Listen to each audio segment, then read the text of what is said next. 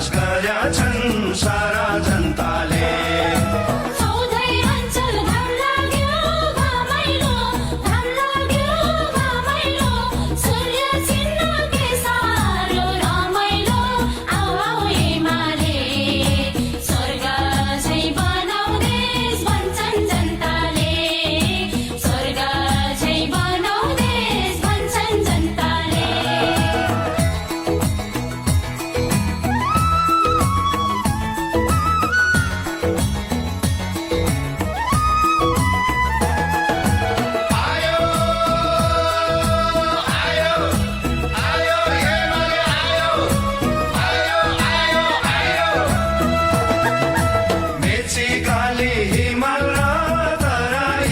हिमाल र तराई एउटै सन्तान कोही छैन।